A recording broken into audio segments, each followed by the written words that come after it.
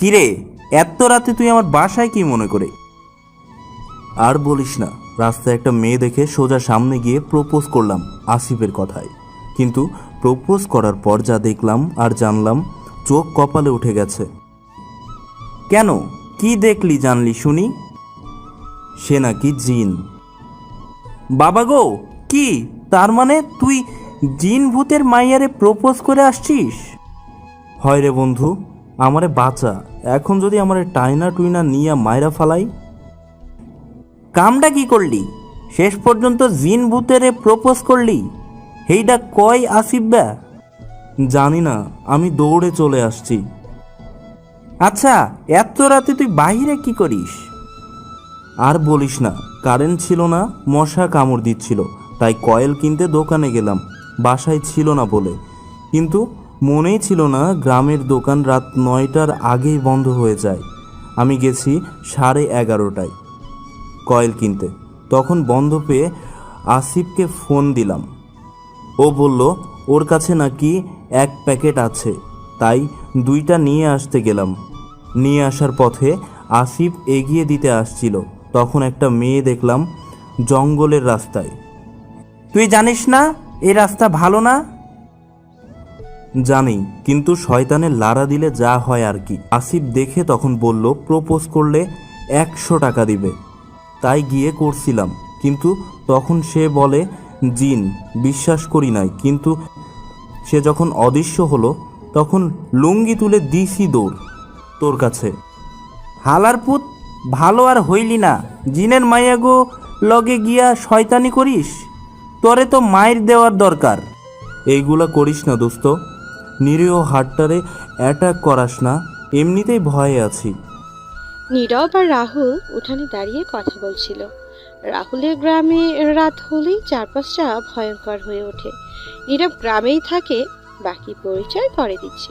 তখনই কেউ পেছন থেকে মেয়ের কণ্ঠে বলে ওঠে, ওই, তোমাকেই তো খুঁজছি আমি। নীরব তাকিয়ে দেখে সেই জিন মেয়েটি।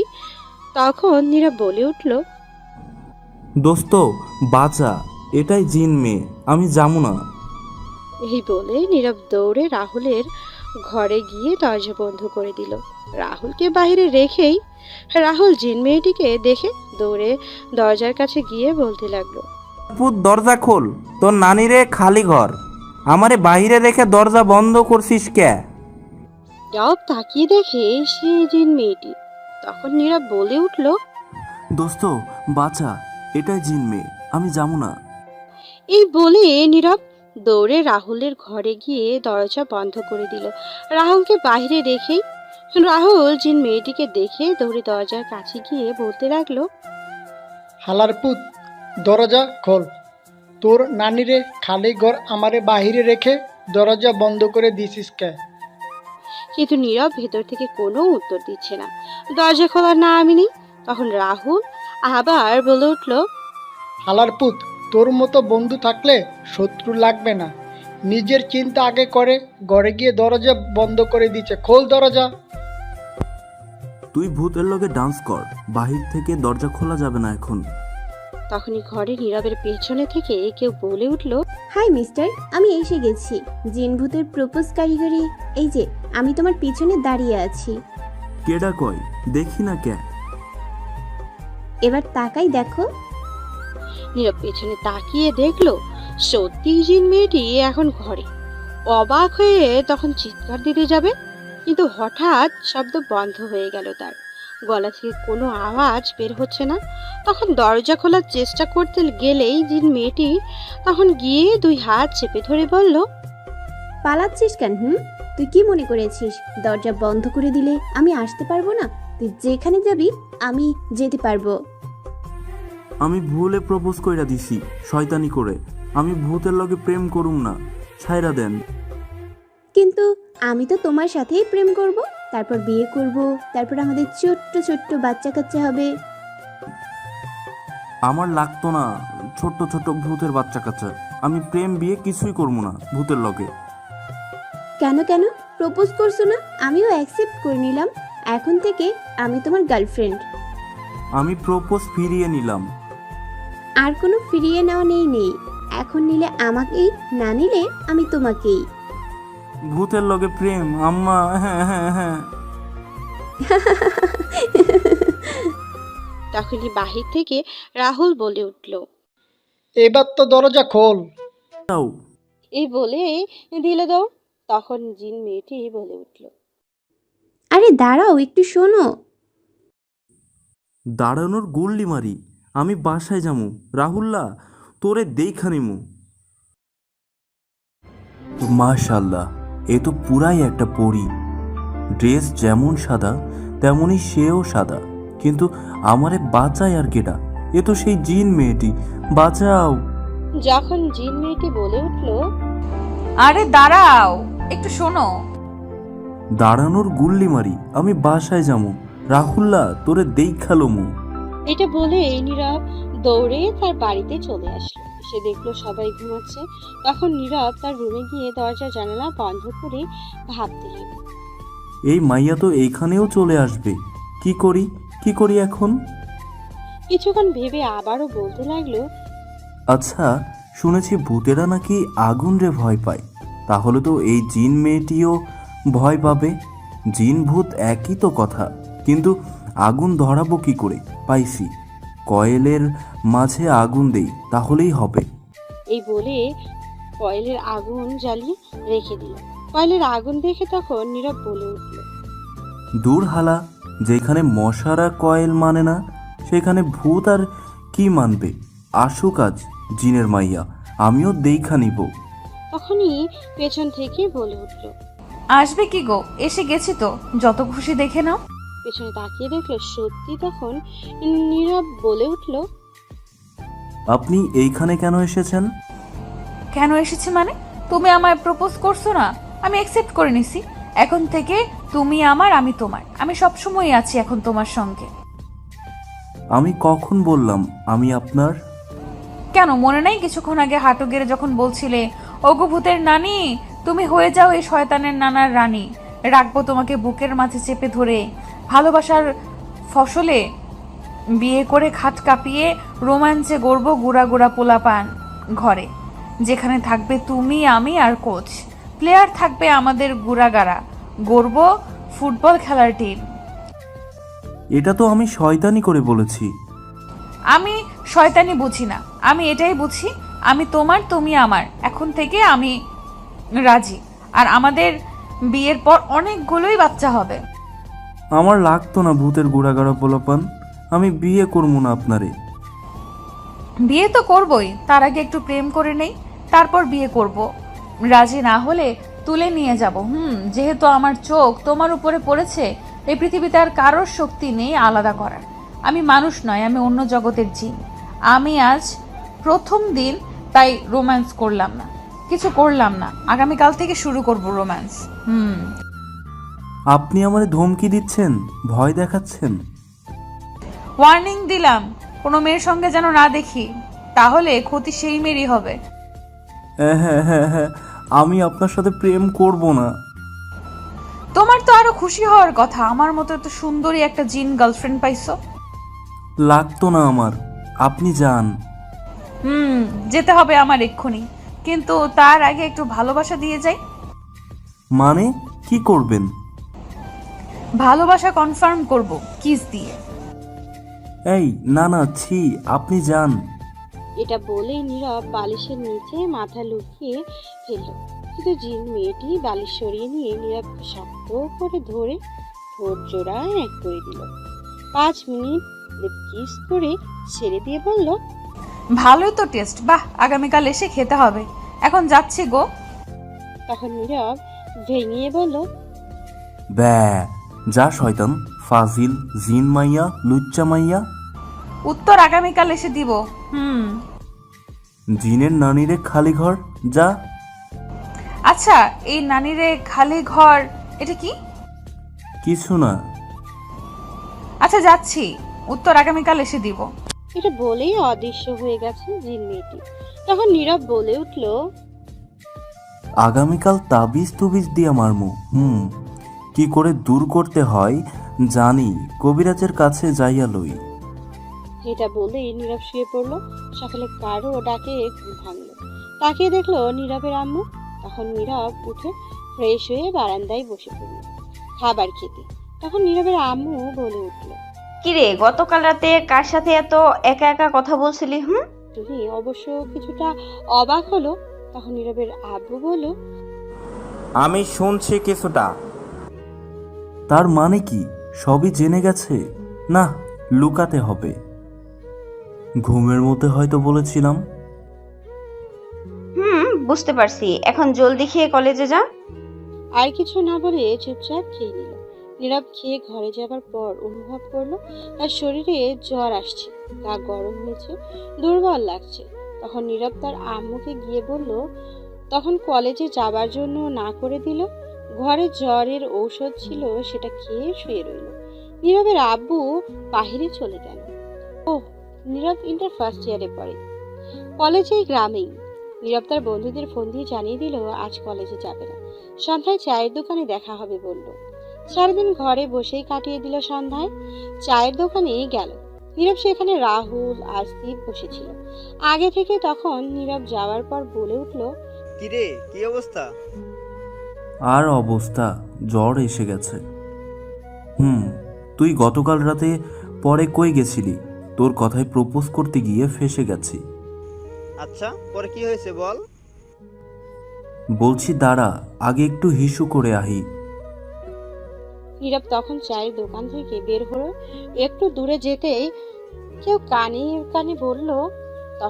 আমি এসে গেছি। তখন নীরবের শরীরটা কেঁপে উঠল। সাথে সাথে দৌড়ে চায়ের দোকানে চলে গেল। চায়ের দোকানের লোক কম ছিল, সন্ধ্যা, তাই খুব বেশি লোক নেই গ্রামে বলে। তখন নীরব আসিফ রাহুল এর কাছে যেতে বলে উঠল, কিরে, চলে এলি যে?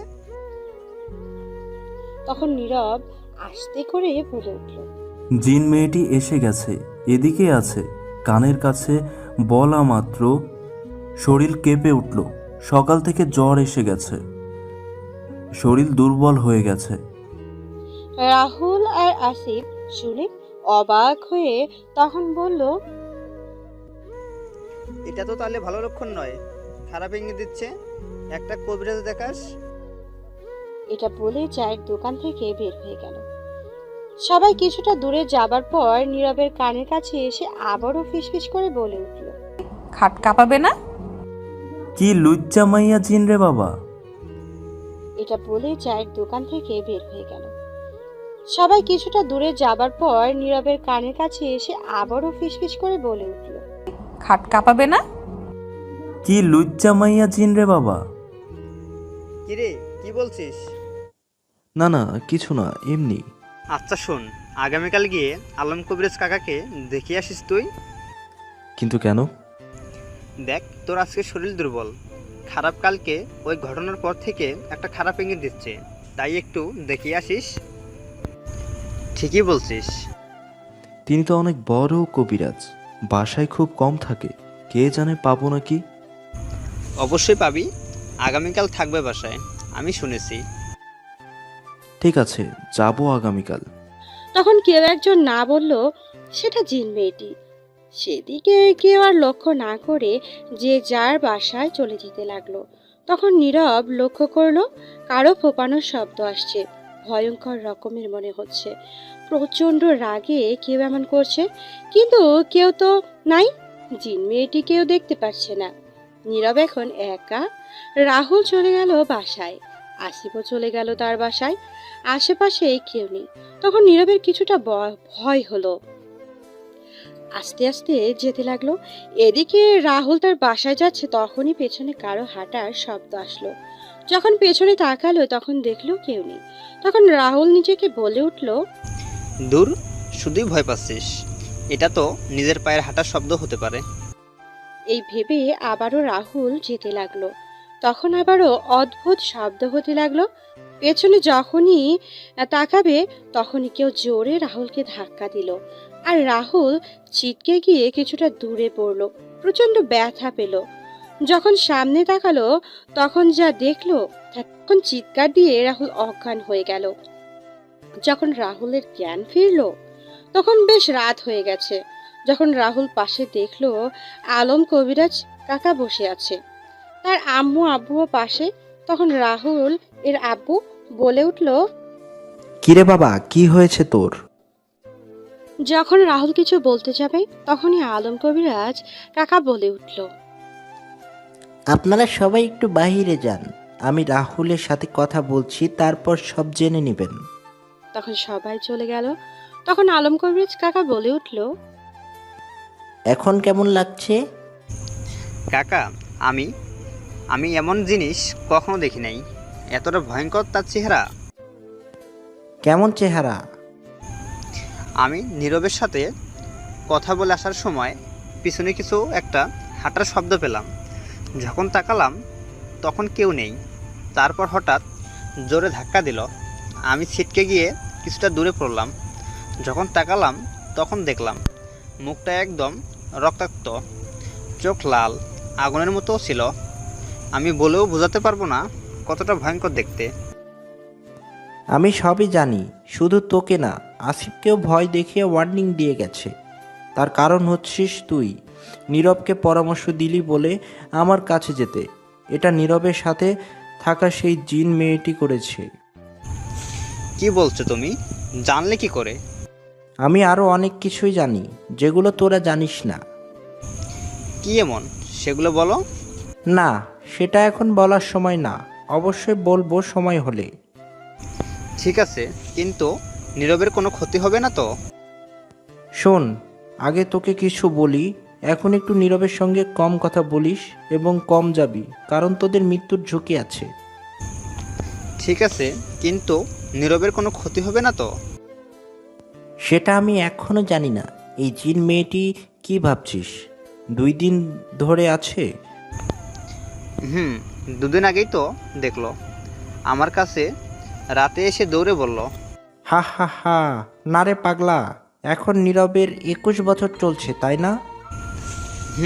আজ রাতে 22 বছর হবে।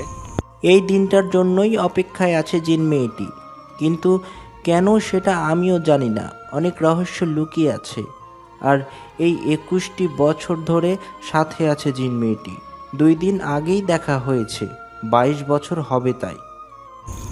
কি বলছো কাকা? আজ এই জিন মেয়েটি নীরবের সাথে তার দেহের মিলন ঘটাবে। একটা শারীরিক আর একটা তার শরীর নিজের কাছে নিবে এটার মাধ্যমে। বুঝলাম না। পরে এক সময় বলবো। মানুষ যেমন ভালো খারাপ আছে, তেমনি জিনদের মধ্যেও ভালো খারাপ আছে, তুই হয়তো জানিস না। আমি নীরবকে নিয়ে কবিরাজি অনেক আগে থেকেই করছি। আর একটা কথা তুই নিজেও জানিস না, নীরবের একটা বোন আর ভাইকে এই জিনদের মধ্যে কেউ মারছে। তার কারণ আছে, দোষ নীরবের আম্মু আর আব্বুর ছিল, তাই নীরবও পড়ছে। কিন্তু এই জিন মেয়েটির দোটানায় পড়েছে। সে ভালো জিন আর খুবই শক্তিশালী জিন মেয়েটি। সে কি করবে বুঝতে পারছে না। সে সত্যি নীরবকে ভালোবাসে, কিন্তু তার উদ্দেশ্য কি বোঝা যাচ্ছে না। আর একটা কথা, নীরবের আব্বুকে দেখিস, কখনো ঘরের বাইরে বের হয় না।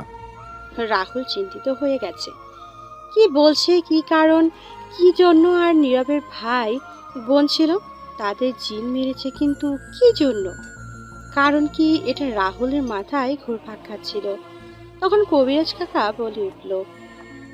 এটা নিয়ে ভাবিস না। শোন, আজ জিন মেয়েটি নীরবের সাথে তার দেহের মিলন ঘটাবে। একটা শারীরিক আর একটা তার শরীর নিজের কাছে নিবে এটার মাধ্যমে। কিন্তু কি করে সেটা আগামী 15 দিনের মধ্যে জানাবো। তারপর দেখা যাক কি করে। আরও অনেক কিছু রহস্য কথা লুকিয়ে আছে, এখন বলার সময় নাই। তুই হয়তো ভাবছিস নীরবের ভাই বোনকে কে মারলো, কেন? সেটা ভয়ঙ্কর এক কাহিনী, পরে বলবো, আজ নয়। কাউকে কিছু এগুলো বলিস না। তোর আব্বু আম্মুকে আমি পরে বুঝিয়ে বলবো। আর আপাতত কিছু বলে দে, চিন্তা করিস না, তোর কিছু হবে না। এখন আমি তাবিজ দিয়ে গেছি, আজ রাত পার কর, আগামীকাল দেখবি সব। আচ্ছা ঠিক আছে কাকা, আর একটা কথা আমায় কিন্তু বলবে, কি জন্য, কি কারণে নীরবের ভাই বোন কে জিন মারলো? কি এমন হয়েছে? ঠিক আছে, এগুলো গিয়ে আবার নীরবের আম্মু আব্বুরকে জিজ্ঞেস করিস না। ঠিক আছে? অনেক রাত হয়েছে, ঘুমা, আমি যাচ্ছি। পর কবিরাজ কাকা চলে গেল। রাহুলের আব্বু আম্মু আসলো, অনেক কথা জিজ্ঞেস করলো, কিছু একটা বলে দিল আপাতত। এদিকে নীরব খাবার খেয়ে শুয়ে আছে, ঘুমের প্রস্তুতি নিচ্ছে। তখনই কারেন্ট চলে গেল। গ্রাম তো এমনিতেই গরম বেশি, তখন নীরবের গরম লাগছিল। নীরব তার আব্বু আম্মুর ঘরে গেল। হাত পাখা নিয়ে আসতে দরজা খোলাই ছিল, ভেতরে দিয়ে দরজা ছিল আর একটা। তখন গিয়ে তার আব্বু আম্মুকে ঘুমন্ত অবস্থায় দেখলো। কিছুক্ষণ ডাকলো, হাত পাখা খুঁজে পাচ্ছে না বলে, কিন্তু কিছুতেই উঠছে না। কেন সাড়া দিচ্ছে না?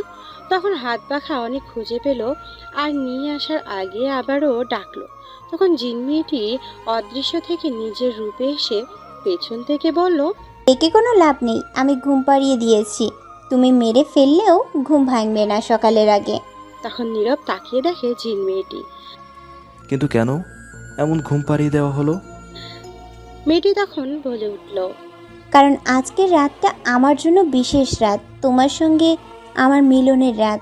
এই রাতটির জন্য দীর্ঘ 21টি বছর অপেক্ষা। লাভ নেই, আমি ঘুম পাড়িয়ে দিয়েছি। তুমি মেরে ফেললেও ঘুম ভাঙবে না সকালের আগে। তখন নীরব তাকিয়ে দেখে জিন মেয়েটি। কিন্তু কেন এমন ঘুম পাড়িয়ে দেওয়া হলো? মেয়েটি তখন বলে উঠল, কারণ আজকের রাতটা আমার জন্য বিশেষ রাত, তোমার সঙ্গে আমার মিলনের রাত। এই রাতটির জন্য দীর্ঘ 21টি বছর অপেক্ষা। কি কি সব উল্টোপাল্টা বলছেন? এটা শুনে নীরব কিছুটা ঘাবড়ে গেল। তখন জিন মেয়েটি নিজের সাথে নিজে বলতে লাগলো, না মানে আজ তো তোমার 22 বছর পূর্ণ হবে 12টার পর, সেটাই বললাম আর কি। 21 বছর শেষ হবে, আর দেখো না, এই 22 বছর পর তোমাকে পেলাম আমি। আর এই রাতটায় আমি তোমাকে বিশেষ কিছু উপহার দিতে চাই। এখনো পাননি? আমি রাজি নই। আর কি দিব? যাক, বুঝিনি, বলতে গিয়ে কি যে বলে ফেলছিলাম, একটুর জন্য সব শেষ হয়ে যাচ্ছিল। তখন জিন মেয়েটি নীরবকে বলল। তখন নীরব জিন মেয়েটিকে চিন্তিত দেখে বলল, কিন্তু আমার মনে হয় আগে জানি কি বললে অন্য একটা কথা। না, এটাই বোঝাতে চেয়েছি, আজ তোমার 21 বছর শেষ হবে আর 22 বছরে পা রাখবে। যাই হোক, আপনি যান, আমি ঘুমাবো। যেহেতু আব্বু আম্মুকে ঘুম পাড়িয়ে দিয়েছেন, ভালো করেছেন, এইবার যান। এটা বলে নীরব আর কোনো কিছু না শুনে চলে আসলো নিজের রুমে। তখন জিন মেয়েটি দাঁড়িয়ে বলতে লাগলো, ঘাটতারা স্যামরা আমার একটা রোমান্টিক জিন গার্লফ্রেন্ড হতে চাই, তবুও দাম দেয় না। দাঁড়া, তোকে নিজের ক্ষমতার জাদু দিয়ে এক্ষুনি নিজের করে নিব। বাকি যে কাজে আসছে পরে দেখা যাবে। তখন জিন মেয়েটি তার নিজের রূপ পরিবর্তন করে নিল, সুন্দর করে নিজেকে নীরবের সামনে উপস্থাপন করলো। বউয়ের সাজে এতটা সুন্দর করে নিজেকে সাজালো যে কেউ তাকিয়ে তার প্রেমে পড়ে যাবে। নীরবের সামনে গিয়ে বলতে লাগলো, কেমন লাগছে আমায়? নীরব দেখে অবাক হয়ে এক দৃষ্টিতে তাকিয়ে আছে, আর এই সুযোগে চোখের ধাঁধায় ফেলে দিল নীরবকে। জাদুর মধ্য দিয়ে জিন মেয়েটি যাতে নীরব তার প্রতি আসক্ত হয়ে দুর্বল হয়ে যায় তার এই সৌন্দর্যে। তখন নীরব বলতে লাগলো, অনেক সুন্দর লাগছে তোমাকে। তাই এখন তো বলো তুমি আমাকে ভালোবাসো, তাহলে আমি নিজেকে তোমার মধ্যে দিয়ে দেব। নীরবকে জাদুর মধ্য দিয়ে দুর্বল করে দিয়েছে জিন মেয়েটি। প্রতি এক প্রকার চোখের ধাঁধায় ফেলে দিয়ে, মানে তার সৌন্দর্যতে আকৃষ্ট করে নিয়েছে। তাই তার জবাবে হ্যাঁ বলে দিল। তোমাকে যেদিন প্রপোজ করে আসছি, ভুলে মানুষ ভেবে ভূত শুনে তোমাকে ভয় পেতাম, কিন্তু ভাবতাম বউ হলে তো ভূতের বাচ্চা হবে, আর তাই চাই না আমি ভূত বউ, তাই না করছি। কিন্তু এখন সত্যি তোমাকে ভালোবাসি। সত্যি ভালোবাসো তাহলে আমাকে? সত্যি। তখন জিন মেয়েটি গিয়ে নীরবকে দাঁড় করিয়ে পেছন থেকে জড়িয়ে ধরে। জাদুর মাধ্যমে জোনাকির পোকা দিয়ে সুন্দর করে ঘরে সিরিয়াল ধরে হ্যাপি বার্থডে সাজিয়ে দিল। পোকারা আসলেই বেশ সুন্দর দেখাচ্ছে, কিন্তু এটা জাস্ট নীরবের চোখেই দেখা, যা মিথ্যা। এটা জাদুর মধ্যে দেখলো, যা মিথ্যা ছিল, কিন্তু নীরব সত্যি মনে করেছে। তখন জিন মেয়েটি বলতে লাগলো, হ্যাপি বার্থডে। Thank you. তুমি তো দেখছি ভালো ম্যাজিক জানো। I love you. I love you too. চলো, বেশ রাত হয়ে গেছে, বিছানায় এখনো অনেক কিছু বাকি, কথা বাকি, কাজ বাকি। এটা বলেই জিন মেয়েটি কিছু একটা বলে নীরবকে টাচ করতেই কেঁপে উঠল। আসলে এখন দুইটা জাদু করেছে। এই একটা জাদু হচ্ছে জিন মেয়েটির প্রতি দুর্বল করে তার প্রতি আকৃষ্ট করে নিয়েছে, তখন যেটাই বলবে নীরব করতে বাধ্য। আর একটা কি তা অজানা। তখন নীরবকে নিয়ে বিছানায় ফেলে দিয়ে ওপরে বসলো। তখন নীরব বলে উঠল, কি করছো? করবো অনেক কিছুই, করতে দিবা তো? তোমার যা ইচ্ছে করো, আমি তো তোমারই। পূর্ণ হয়ে গেছে সব, আর কয়েকদিন তারপর। এখন তাহলে বাকি কাজটাও সেরে ফেলি, মাঝ রাতে হওয়ার আগে। তারপর জিন মেয়েটি নীরবকে তার নিজের প্রতি আকৃষ্ট দুর্বল করে তার সাথে শারীরিক দেহের মিলন করে নিল। গভীর রাতে শারীরিক দেহের মিলন শেষে নীরব যখন ক্লান্ত হয়ে গভীর ঘুম, তখন জিন মেয়েটি নীরবের হাতে একটা চাকু দিয়ে কিছুটা কেটে দিল। সেখান থেকে রক্ত বের হতে লাগলো। সেই রক্ত বেশ কিছুটা নিয়ে জিন মেয়েটি নীরবের হাত বেঁধে হাসতে হাসতে বলতে লাগলো, সরি। এটা বলে রহস্যময় একটা হাসি দিয়ে অদৃশ্য হয়ে গেল। আর তখন থেকেই শুরু হলো নীরবের জীবন ঝড়, অদ্ভুত অদ্ভুত ঘটনা তার সাথে। জিন মেয়েটি যাবার পর নীরবের গায়ে প্রচুর জ্বর উঠে গেল। মাথা ব্যথা, চোখ খুলতেই পারছে না, বিছানা থেকে উঠতেই পারছে না, একদম শরীর দুর্বল, কিছু খেতেই পারছে না। এটা দেখে বেশ চিন্তিত নীরবের আম্মু আব্বু। ঔষধে কিছুই হচ্ছে না। একদিন পার হলো, জিন মেয়েটি কোনো খোঁজ নেই আর। দ্বিতীয় দিন শুরু হলো নীরবের সাথে অদ্ভুত ঘটনা। হঠাৎ করে চিৎকার দিয়ে ওঠে রাতে, ভয়ঙ্কর চেহারার কোনো এক ব্যক্তিকে দেখে, তাকে প্রচণ্ড মারধর করে রাতে, ঘর থেকে টেনে হিঁচড়ে নিয়ে চলে যায়। পাওয়া যায় না। সকালে মানুষ তাকে রাস্তা থেকে ভিন্ন জায়গা থেকে খুঁজে নিয়ে যায়। এই ভৌতিক বিষয়টা সারা গ্রামে যেন জেনে যায়। নীরবের আব্বু আম্মু বেশ হতাশ, চিন্তিত, ভেঙে পড়েছে। কারণ এর আগেও তার মেয়েটি আর ছেলে হারিয়েছে এই জিনের জন্য। এখন তার তৃতীয় ছেলে নীরব ও জিনের কবলে পড়েছে। এই ভেবে কেটে যায় 10 দিন। জিন মেয়েটি কোনো খোঁজ খবর নেই। নীরবের অবস্থা খুবই খারাপ, ঠিকমতো খেতে পারে না, জিনের অত্যাচারে মৃত্যুর অবস্থায় চলে যাচ্ছে। তার আব্বু আম্মু রোজ কান্না করছে, তাহলে কি তার এই ছেলেটিকে হারাবে? নীরবের বন্ধুরা এসে দেখে গেছে, তারাও বেশ চিন্তিত। কবিরাজ কাকা গিয়ে বলেছে, তিনি বলেছে ঠিক সময়ে তিনি যাবেন। এইভাবে আরো 2 দিন কেটে গেল। 12 দিন পর জিন মেয়েটি রাতে নীরবের ঘরে আসলো। এসে দেখলো কেউ একজন বসে আছে, সেটা কবিরাজ কাকা। নীরবের কিছু একটা পড়ে ফু দিয়ে চোখ বন্ধ করে বলতে লাগলো, আমি তোর উপস্থিতি বুঝতে পারছি, এই ঘরেই বর্তমানে। আমি জানি আমার কিছু কথার উত্তর আশা করি দিবি, চিন্তা নেই। নীরবের আব্বু আম্মু বাহিরে শুনতে পাবে না। তখন একটা হাওয়া এসে জানান দিল হ্যাঁ। তখন বলতে লাগলো, ছেলেটাকে এমন অত্যাচার করছিস কেন? কি এমন অপরাধ করেছে যে মারতে চাইছিস? দেখতেই তো পাচ্ছিস কি অবস্থা হয়েছে ছেলেটার। তখন জিন মেয়েটি কান্নার কণ্ঠে উত্তর দিল অদৃশ্য থেকে, কোনো অপরাধ নেই, আমি কেন তাকে অত্যাচার করব, মারব? আমি তাকে ভালোবাসি। এটা শুনেই কবিরাজ চিন্তিত সাথে, আপনারাও মনে হয় যদি ভালোবাসে তাহলে হাত কেটে রক্ত নিল কেন? সেই দিন 12 দিন উধাও কেন? আর অত্যাচার মারতে চাইলো কে? তাহলে সব উত্তর পাবেন। সাথেই থাকুন। তাহলে কে এত অত্যাচার করত? প্রতি রাতে মারার চেষ্টা করত, কারণ কি? সেটা আমি নয়, অন্য কেউ। কি জন্য এটা এখন বলা যাবে না, ক্ষতি হবে, আমি চাই না। আর আমি নিজেই আটকে ছিলাম। দেখ, অনেক হয়েছে, আর নয়। এমনিতেই এই পরিবার নীরবের ভাই বোন হারিয়েছে এই জিনের জন্যই। এখন নীরবকে হারালে পাগল হয়ে যাবে তার বাবা মা।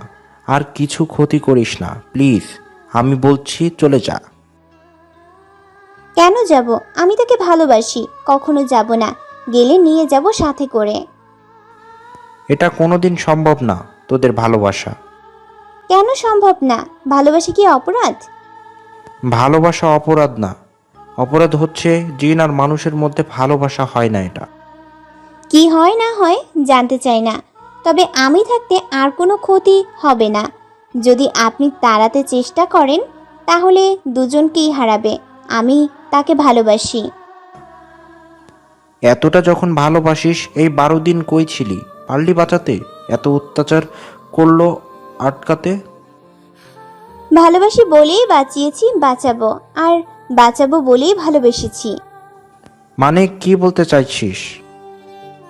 12 দিন আগে সেদিন রাতে না মেরে রক্ত নিয়েছি। সেদিন রাতে মারার কথা ছিল আমার, কিন্তু আমি তা করিনি ভালোবাসি বলে। আর তাতে আমার উপর রেগে অত্যাচার করেছে। আপনি তো কবিরাজ, আপনার তো পালিত জিন আছে, তাদের জিজ্ঞেস করবেন জিনের শাস্তি কেমন।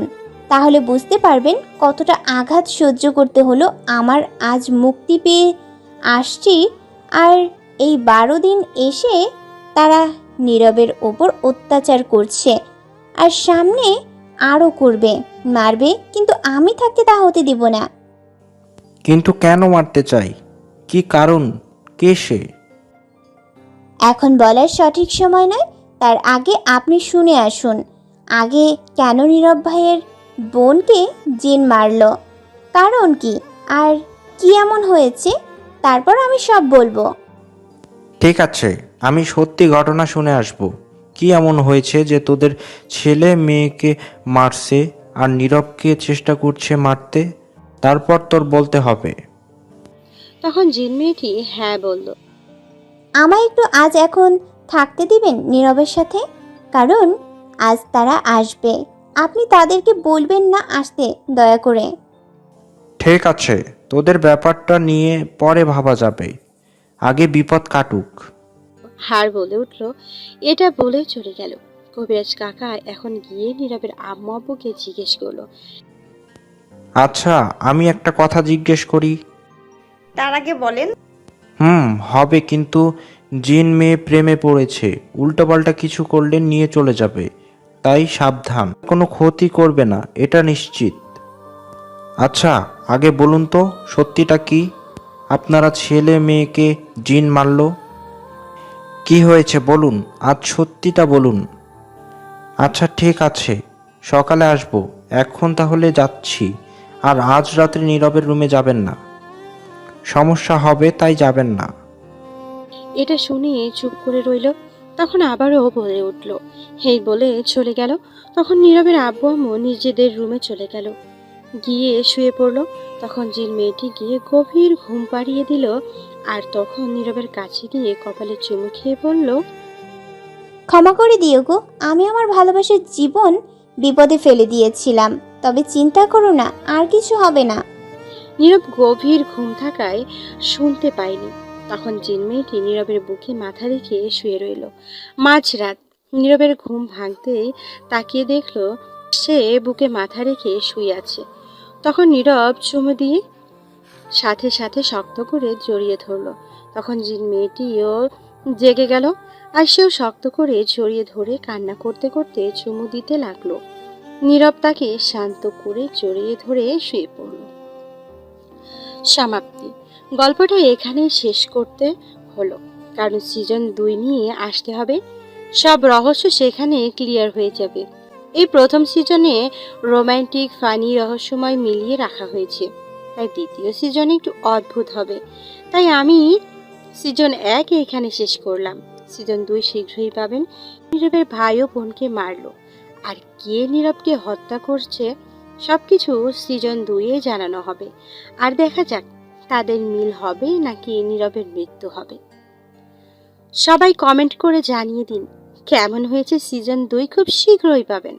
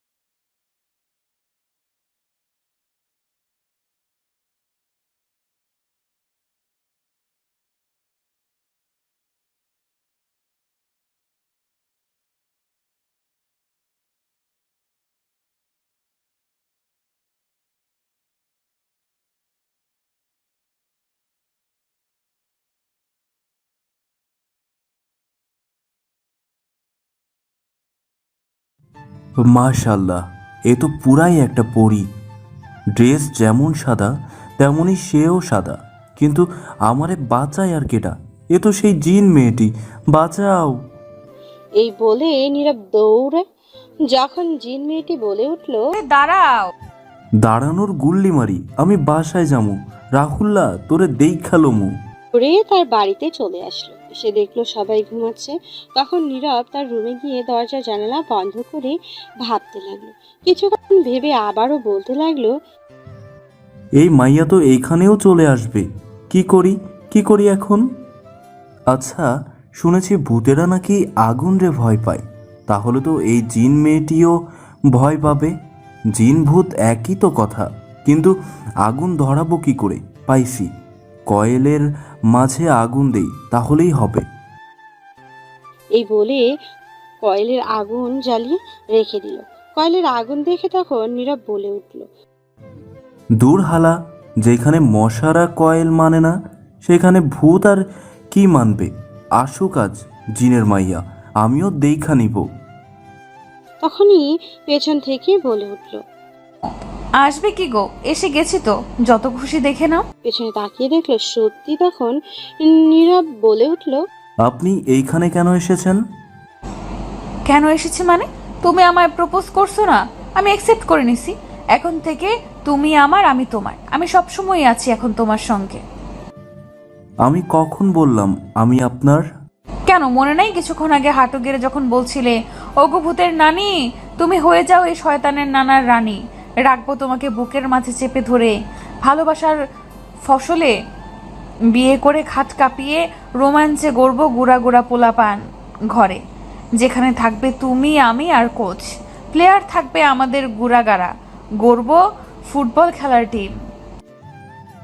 এটা তো আমি শয়তানি করে বলেছি। আমি শয়তানি বুঝি না, আমি এটাই বুঝি, আমি তোমার, তুমি আমার। এখন থেকে আমি রাজি, আর আমাদের বিয়ের পর অনেকগুলোই বাচ্চা হবে। আমার লাগতো না ভূতের গুড়াগাড়া পোলাপান, আমি বিয়ে করবো না আপনারে। বিয়ে তো করবই, তার আগে একটু প্রেম করে নেই, তারপর বিয়ে করব। রাজি না হলে তুলে নিয়ে যাব। যেহেতু আমার চোখ তোমার উপরে পড়েছে, এই পৃথিবীতে আর কারোর শক্তি নেই আলাদা করার। আমি মানুষ নয়, আমি অন্য জগতের জিন। আমি আজ প্রথম দিন, তাই রোম্যান্স করলাম না, কিছু করলাম না। আগামীকাল থেকে শুরু করব রোম্যান্স। আপনি আমারে ধমকি দিচ্ছেন, ভয় দেখাচ্ছেন। ওয়ার্নিং দিলাম, কোনো মেয়ের সঙ্গে যেন না দেখি, তাহলে ক্ষতি সেই মেয়েরই হবে। হ্যাঁ, আমি আপনার সাথে প্রেম করব না। তোমার তো আরো খুশি হওয়ার কথা, আমার মতো এত সুন্দরী একটা জিন গার্লফ্রেন্ড পাইছো। লাগতো না আমার, আপনি যান। যেতে হবে আমার এক্ষুনি, কিন্তু তার আগে একটু ভালোবাসা দিয়ে যাই। মানে কি করবেন? ভালোবাসা কনফার্ম করব কিস দিয়ে। এই না, ছি, আপনি যান। এটা বলেই নীরব বালিশের নিচে মাথা লুকিয়ে ফেলল। কিন্তু জিন মেয়েটি বালিশ সরিয়ে নিয়ে নীরবকে শক্ত করে ধরে ঠোঁট জোড়া এক করে দিল। 5 মিনিট লিপ কিস করে ছেড়ে দিয়ে বলল, ভালোই তো টেস্ট, বাহ, আগামীকাল এসে খেতে হবে। এখন যাচ্ছি গো। তখন নীরব ভেঙে বলল, ব্যা, যা শয়তান, ফাজিল, জিন মাইয়া, লুচ্চা মাইয়া। উত্তর আগামীকাল এসে দিব। জিনের নানিরে খালি ঘর যা। আচ্ছা, এই নানিরে খালি ঘর এটা কি? কিছু না। আচ্ছা যাচ্ছি, উত্তর আগামীকাল এসে দিব। এটা বলেই অদৃশ্য হয়ে গেছে জিন মেয়েটি। তখন নীরব বলে উঠল, আগামীকাল তাবিজ তুবিজ দিয়া মারমু। কি করে দূর করতে হয় জানি, কবিরাজের কাছে যাইয়া লই। এটা বলেই নীরব শুয়ে পড়ল। সকালে কারো ডাকে ঘুম ভাঙলো। তাকিয়ে দেখলো নীরবের আম্মু। তখন নীরব উঠে ফ্রেশ হয়ে বারান্দায় বসে পড়ল খাবার খেতে। তখন নীরবের আম্মু বলে উঠল, কিরে, গতকাল রাতে কার সাথে এত একা একা কথা বলছিলি? নীরব এটা শুনে অবশ্য কিছুটা অবাক হলো। তখন নীরবের আব্বু বলল, আমি শুনছি কিছুটা। তার মানে কি সবই জেনে গেছে? না, লুকাতে হবে। ঘুমের মধ্যে হয়তো বলেছিলাম। বুঝতে পারছি, এখন জলদি খেয়ে কলেজে যা। আর কিছু না বলে চুপচাপ খেয়ে নিল। নীরব খেয়ে ঘরে যাবার পর অনুভব করলো তার শরীরে জ্বর আসছে, গা গরম হয়েছে, দুর্বল লাগছে। তখন নীরব তার আম্মুকে গিয়ে বলল, তখন কলেজে যাবার জন্য না করে দিল। ঘরে জ্বরের ঔষধ ছিল, সেটা খেয়ে শুয়ে রইল। নীরবের আব্বু বাহিরে চলে গেল। নীরব ইন্টার ফার্স্ট ইয়ারে পড়ে, কলেজে গ্রামেই। নীরব তার বন্ধুদের ফোন দিয়ে জানিয়ে দিল আজ কলেজে যাবে না, সন্ধ্যায় চায়ের দোকানে দেখা হবে বলল। সারাদিন ঘরে বসেই কাটিয়ে দিল। সন্ধ্যায় চায়ের দোকানে গেল নীরব, সেখানে রাহুল আসিফ বসেছিল আগে থেকে। তখন নীরব যাওয়ার পর বলে উঠল, কিরে, কি অবস্থা? আর অবস্থা, জ্বর এসে গেছে। বলিস কি, ওষুধ নিয়ে আইসিস? তোর কথায় প্রপোজ করতে গিয়ে ফেসে গেছি। তুই দৌড় দেওয়ার পর আমিও দৌড়ে চলে গেছি। আচ্ছা, পরে কি হয়েছে বল। বলছি দাঁড়া, আগে একটু হিসু করে আহি। নীরব তখন চায়ের দোকান থেকে বের হলো। একটু দূরে যেতেই কেউ কানে কানে বলল, আমি এসে গেছি। তখন নীরবের শরীরটা কেঁপে উঠল। সাথে সাথে দৌড়ে চায়ের দোকানে চলে গেল। চায়ের দোকানের লোক কম ছিল, সন্ধ্যা, তাই খুব বেশি লোক নেই গ্রামে বলে। তখন নীরব আসিফ রাহুল এর কাছে যেতে বলে কিরে, চলে এলি যে? উঠল। তখন নীরব আস্তে করে বলে, জিন মেয়েটি এসে গেছে, এদিকেই আছে। কানের কাছে বলা মাত্র শরীর কেঁপে উঠল। সকাল থেকে জ্বর এসে গেছে, শরীরে দুর্বল হয়ে গেছে শরীর। উঠল। রাহুল আর আসিফ শুনে অবাক হয়ে তখন বলল, এটা তো তাহলে ভালো লক্ষণ নয়, খারাপ ইঙ্গিত দিচ্ছে। চল বাসায় যাই, ভাল লাগছে না কেন জানি, চল। এটা বলে চায়ের দোকান থেকে বের হয়ে গেল। সবাই কিছুটা দূরে যাবার পর নীরবের কানের কাছে এসে আবারও ফিসফিস করে বলে উঠল, খাট কাঁপাবে না? কি লুচ্চা মাইয়া জিন রে বাবা। কিরে, কি বলছিস? কেমন হয়েছে তা কমেন্ট করে জানিয়ে দেবেন।